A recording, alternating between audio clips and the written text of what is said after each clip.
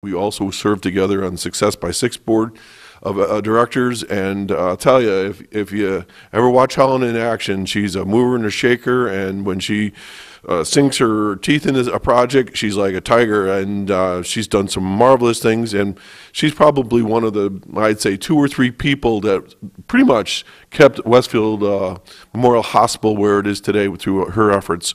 She's been on the board forever, and incidentally, Helen sold me my house, and there was a bunch of windows out and work to be done on it, and they were a little shaking, they were dragging their heels on that. And so one day Helen appeared with a crew. She didn't have to do this. She just sells the house and had everything fixed, and that was that. Incidentally, they own the property. One of the big grape fields they have, vineyards, is next to the cemetery. And when they need more space in the cemetery, they go to Steve, and he pulls out some grapes and gives them more room. Oh, I thought you were going to say if they needed to plant more grapes, they were going to... Whoa, okay. No way. Well, anyways, congratulations, Helen Barron, Woman of Distinction of New York State. She's going to have that honor bestowed upon her. I can say it's early in the morning, folks, on September 1st, and you'll probably be reading about in the paper, but I just thought that was just really awesome for our area. Next thing I wanted to talk about, and last thing, is I always talk about this magazine. I happen to be a writer for it. It's a silver magazine, and the reason why I bring it up today is because I have a special article in there, read, and I have actually the title of the cover, Father of the Bride. And for those of you that are in my situation where we are in our retirement years, and now we have the honor of being the father of a bride, I got to tell you, 2 of my sons got married. And it was like no big deal. I got to do, you show up in the talks, you make sure certain things are done. But being the father of bride and having the reception at your house and the wedding at the house, and just that whole emotion of having children, especially a daughter. Jim, you got a daughter? Married yet? No, PhD student in Texas. Okay, well, the time will come perhaps. Your daughter got married. Have daughters that got married at least twice. Hopefully this will be once. You get more ceremonies as time passes and as marriage becomes less, more vulnerable to breakup. We'll put it that way. Anyways, Steph is just having a wonderful time of it, and it was sort of like the old days. I woke up this morning and there were girls shooting in and out of the bedrooms, and these girls are in their late 20s, so they've all grown up together. And who's in the shower, and I had to wait my turn and everything else. But anyways, there's a great, Silver Magazine's a great article, but if you happen to get a chance, there's me and Stephanie pictured when I had my wife take a shot of us, but there we are. She's gorgeous. She looks like an Italian model. Thank God she takes after her mother. And but Silver Magazine, yeah, Silver Magazine, though, folks, all kidding aside, is really a compliment to this program here. It talks about retirement options. It talks about recipes, things that are funny about life. You get this at the hospital waiting room. You go to at various government buildings, receptions at the reception rooms, at doctors' offices, at the hospitals. I don't even know. I just know. Well, good question. This is, actually it says, Western New York and Northern Pennsylvania. It gets down into Northeast in that area, up into Angola and that. But that's Silver Magazine, great magazine, and especially for you because it's 55 and up. Back to you, Reed. Thank you very much, John Hamels. Doc, we have a guy here who's been on the program so many times. He's going to be a host coming up next month. He's pretty sure he's going to be on, even though time passes and we do all kinds of fun stuff and everything. But I think in a minute before we have him on, we're going to do a meditation. We have a period of quiet and peace and deliberate fun just for your own mind. You've got to clear your mind once in a while and just sit and think about how lucky you are living in Chautauqua County. Pet your kitty or your dog or even your grandchildren, and just give yourself a little bit of time and peace and quiet. This is for you. You're the #1 individual in the entire universe. This is for you again.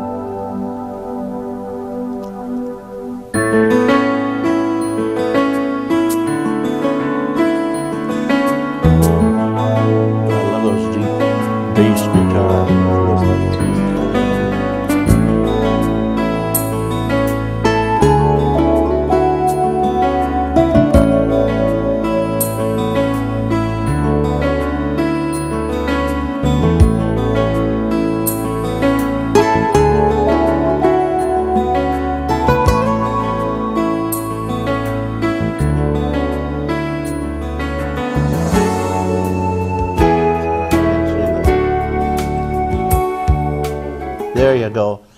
Beautiful Chautauqua Lake. Thank you, Randy Barrett, who does wonderful photography for everybody and enriches our lives, and so does everybody around here, excepting me. I'm the only one who can't work a camera. Okay, we got Jim Subjack. He's here. He's actually quite expert at senior law, and he's had a lot of experience in this county. You were a DA for how many years? You were forever there. Over 12. 12 years. Boy, that must have been fun. It was. It was. It leads to some things. For example, one of the things I told you I'd like to mention. Every time I run into someone I haven't seen in a while, the first thing they say to me is, what do you think of the Casey Anthony verdict? What do you think of that? And I always tell them, the result may have been wrong, that is that she got away, but the verdict was right. And people say, how could you possibly believe that? How can you possibly feel that? The criminal law, the criminal justice system isn't designed to have shrill harpies like Nancy Grace convict people. It's to have people that are peers, our peers, 12 of them, consider the evidence and decide whether or not a person is guilty or not guilty. Keep in mind, a jury never says that a person is innocent. It just says that the people, when they say not guilty, have failed to prove beyond a reasonable doubt that the evidence shown indicates that that person is guilty of the crime for which he or she is charged. That case has been, as far as I'm concerned, screwed up right from the beginning.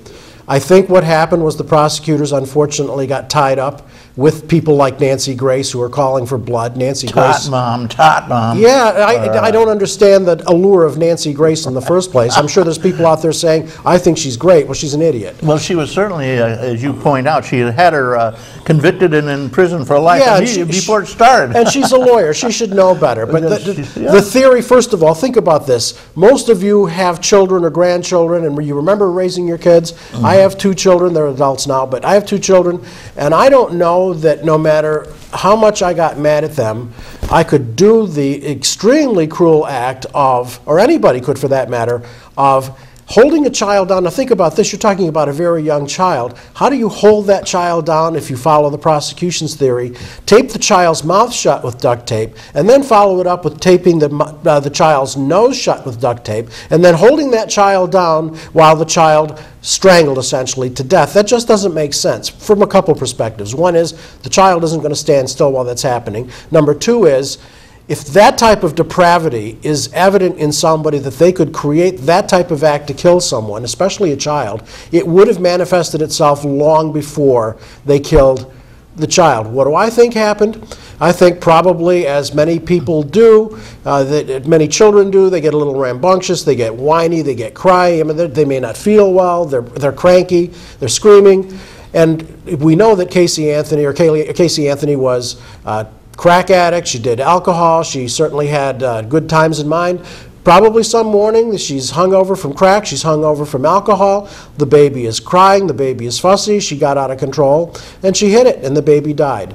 Likely a manslaughter rather than a murder, but I think she caused the death. But what really I think is criminal here is the way, again, it was prosecuted. Other than to bow to the shrill harpies like Nancy Grace, if the prosecution just would have waited a little bit of time. There's no statute of limitations on a murder. You can try somebody for murder. If they find a cure for death, 500 years from now, if you can find the evidence to do that. So what do you have here? You have some real weak DNA, which really doesn't show anything. But let me give you an example of DNA. In 1995, I tried the 7th DNA case in the state of New York.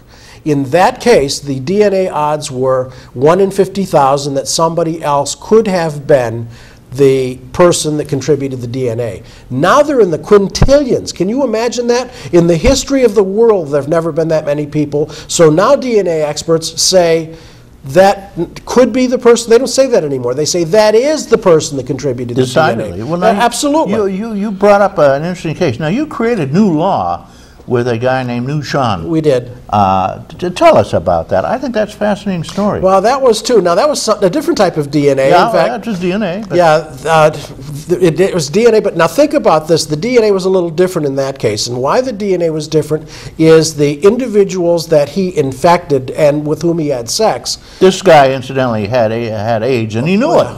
and he was screwing around with little underage girls, among others. Yes, one and was 14. spreading it willy-nilly, happy as a clam, and giving all these girls, how many? There were at least 14 Well, you found, right? Oh, yeah, that he gave the HIV to. Right, There were right. almost 50 that he had contact with, sexual contact with, that he did not spread the disease to. Yeah. So what you have here is not the DNA that's typical. For example, if you bleed, you leave DNA.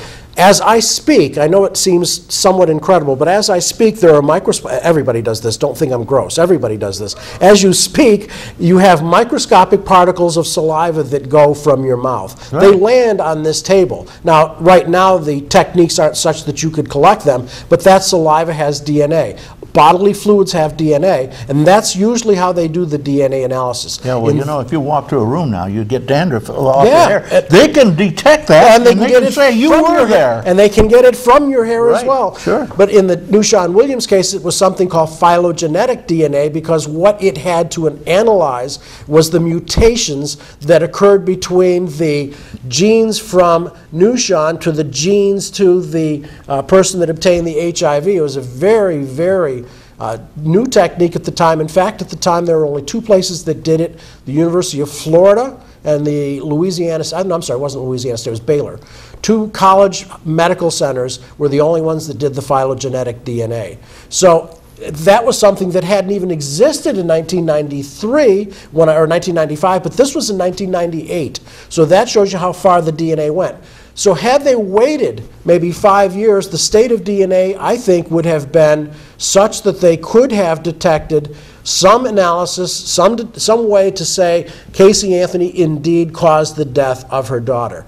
That case was screwed up from the beginning. The defense theory, you remember that? That the father actually was helping cover up a drowning? I mean, that's ludicrous. First of all, how would you prove that? But secondly, I want everybody to think about this. And I'm not saying that right, wrong, or indifferent, that's a decision for you to make. But how often, maybe once a year, a child slips away for just a minute and drowns? It's a tragic accident. When have you ever, in any jurisdiction, seen parents indicted for a child slipping away for a minute and getting into a pool or into a pond and drowning? It doesn't happen.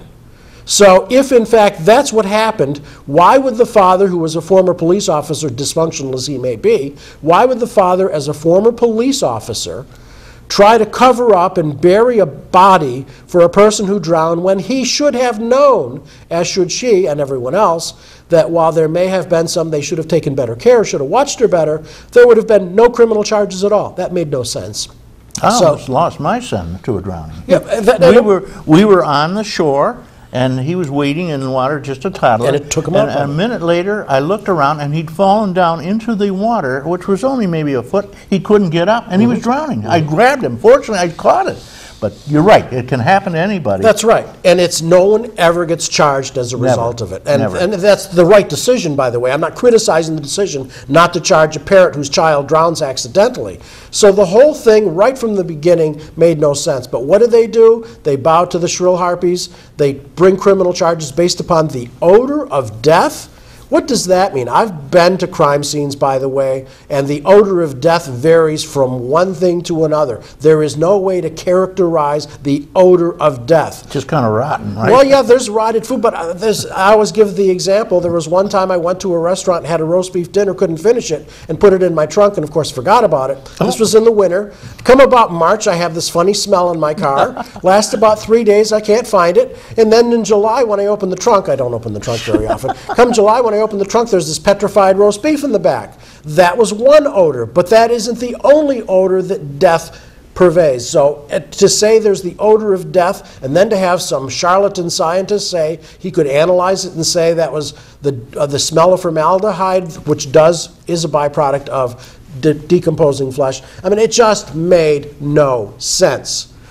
So in that sense, the verdict was correct. Again, the jury did not say Casey Anthony was innocent, that she did not cause the death of her child.